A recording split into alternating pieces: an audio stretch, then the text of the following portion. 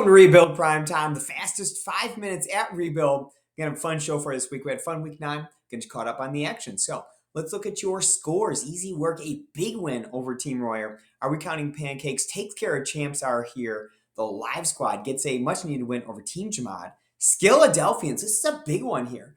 Beats This Will Hurt, moves into a tie with This Will Hurt at 5-4. And I was able to take it. Look, I beat Josh so badly, I didn't even put his name in the slide. That's right, Josh, take that.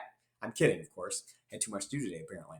I beat up on Josh by 13 points, thanks to the Chargers defense in Monday Night Football. So, looking at your standings, Easy Work and myself, both 6-3, tied for the lead of the Old Testament division. Philadelphians, hot on our tail at 5-4. Are We Counting Pancakes? Hanging in there, defending champ, 4-5. Team Royer drops to 3-6 on the week. Over in the New Testament division, Josh, even with his loss, maintains a 2-game lead because John also lost. Chuck was able to pull up into a tie with him. Both teams at 5-4.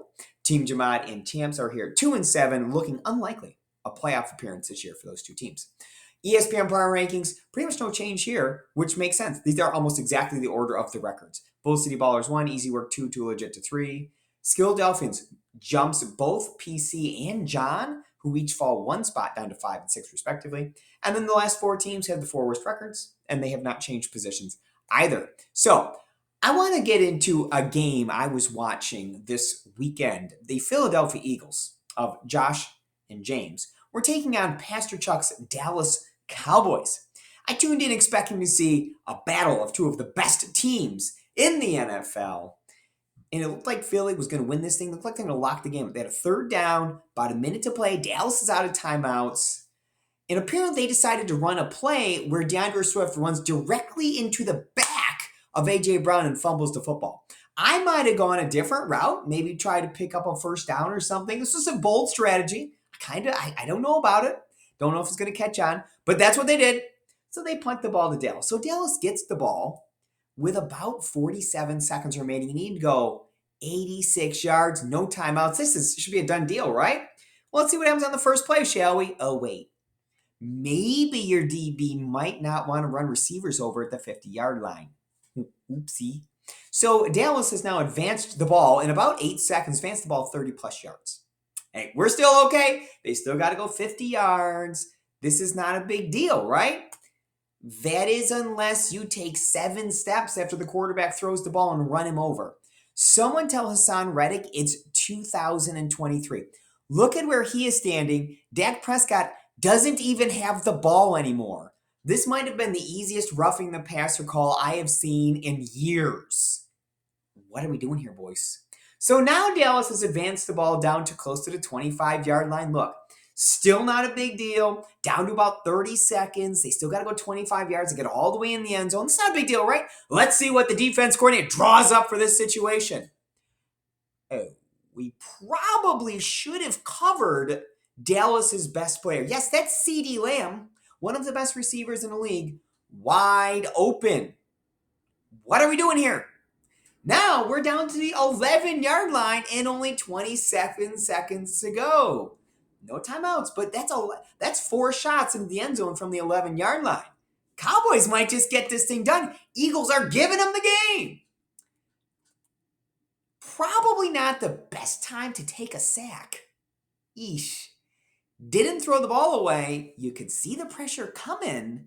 Instead decides to wait till they're tackling him to attempt to throw the ball away. Don't know if that was the boldest strategy. Now, with no timeouts, this is a problem. Dallas does get lined up, does run a play, so we're down to the last play of the game here. Now they're way back there on the 30, and they've got to get in the end zone.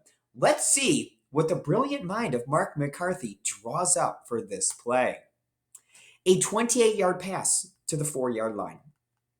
I know I didn't take a great picture here. Here's a defender. There's a defender. I don't know what we're doing here. This is a bold strategy, just like the Eagles' bold strategy of running into each other and falling down. I don't know what Dallas is doing here. CeeDee Lamb is awesome. I would want to throw him the ball. Maybe you should have him go stand in the end zone when you do that. CeeDee Lamb gets tackled in play. Eagles win a game that I believe neither team actually wanted to win. So what do we have here? We have the thrill of victory. Look at this fine young man. His Eagles hat, his Eagles shirt, his Eagles blanket, celebrating the fact that his team won a game that, frankly, they tried really hard to lose.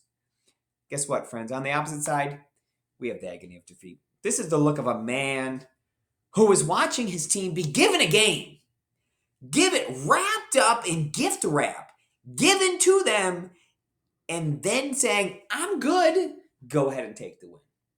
And that leaves the rest of us looking around thinking, both teams probably should have lost this game. Okay. What a game. All right, let's look ahead to your Week 10 preview. Philadelphians taking on Team Jamad James. One in Week 1. We actually have 5 rematches from Week 1. James, one in Week 1. ESPN has James as the pick here to go ahead and win another game. Easy work. Taking on the champs are here. Another run. Brandon, a heavy favorite in this game. Brandon won the Week 1 game by just 9 points. Are we counting Pancake taking a live squad? 2 teams really need this win, both currently outside of the playoff picture at this point, but certainly can get back into it. PC absolutely destroyed the defending champ back in Week 1. ESPN is predicting Grant to win this one here, 143-136. Very interesting. Team Royer coming to my house, taking me on. I won the Week 1 game by about 30 points, picking me to win by about 30 again over Team Royer. But your game of the week, none other than Josh Benetton taking on John Hurt. That is right. It's a massive battle. John won that Week 1 game against Josh. Now remember, our tiebreaker is head-to-head. So if John wins this game, he's within 1 game of Josh, and he has tiebreaker over Josh. It's a huge game. Josh dropped a game last week, but he dropped Week 1, dropped Week 9, but did win 7 in a row in the middle, and absolutely still leads this league in scoring by a considerable amount. John lost last week, but was on a 2-game winning streak before that. Currently 3rd in the scoring. So this is 2 of the top scoring teams in the league. Current line has Josh by just a single point, 132-131. I'm going Josh Benetton for the rebound. These 2 teams are both losing their top quarterback and their top receiver to bye week this week. Jalen Hurts, Patrick Mahomes for John. Out of this action, John is also losing Tyreek Hill. So I'm going to go ahead. I think Josh is going to get the job done in the bye week Mania Bowl between these 2 teams. So hope you all enjoy your week. I hope you had a fun time watching my breakdown of the Eagles-Cowboys film. We'll talk to you with your Week 10 action. Enjoy your break, guys.